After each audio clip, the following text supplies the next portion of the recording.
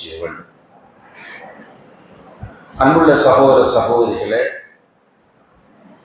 இந்த உலகத்தில் வாழ்ந்து கொண்டிருக்கிற மனிதர்களில் பெரும்பாலானவர்கள் நாம் ஏன் படைக்கப்பட்டோம் என்கிற தெளிவும் சிந்தனையும் அற்றவர்களாகவே வாழ்ந்து கொண்டிருக்கிறார்கள்.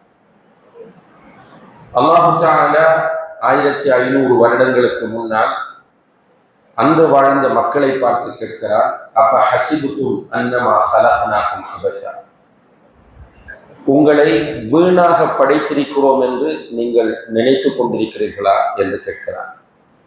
உங்களை நாம் வீணாக படைத்து வைத்திருக்கிறோம் என்று நீங்கள் நினைத்து கொண்டிருக்கிறீர்களா என்று கேட்கிறார். இந்த கேள்வி ஒரு அர்த்தமுள்ள முக்கியமான கேள்வியாகும்.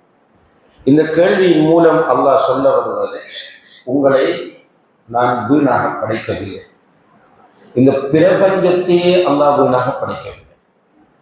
அல் குர்ஆனில் அவன் சொல்கிறான், வமா ஹலக்னா ஸமாவாதி வல் அர்த் வமா பைனஹுமா பாத்திலா, வானங்களையும் பூமியையும் அவற்றுக்கு இடைப்பட்டவற்றையும் வீணாக நாம் படைக்கவில்லை என்று சொல்கிறார். இன்னும் ஒரு இடத்தில் லாஇபீன், விளையாட்டாக நாம் படைக்கவில்லை என்று சொல்கிறார். அந்த பிரபஞ்சத்தில் ஒவ்வொன்றுமே அர்த்தத்தோடு தான் படைக்கப்பட்டிருக்கு. சில நேரம் எறும்பை நம்ம சிம்பிளாக நினைப்போம், ஈயை சிம்பிளாக நினைப்போம், கொசுவை சிம்பிளாக நினைப்போம்.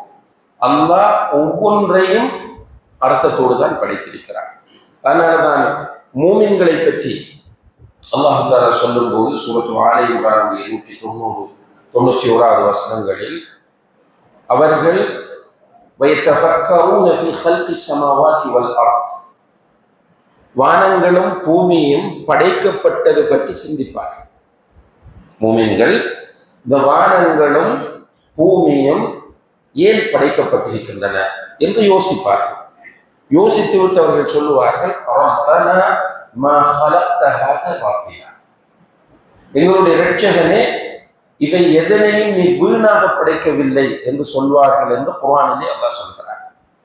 இப்ப பிரபஞ்சத்தில் உள்ள ஒவ்வொன்றுமே ஒரு அர்த்தத்தோடு படைக்கப்பட்டிருக்கிறது என்று சொன்னால், மனிதன் எப்படி வீணாக படைக்கப்படலாம்?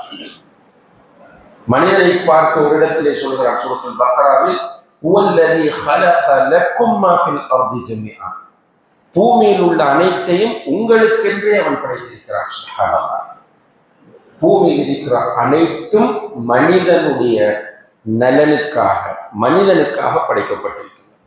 ஆச்சரியம், ஆனால் சிந்தித்தால் உண்மை. சிம்பிளா இருந்த அந்த காடுகள்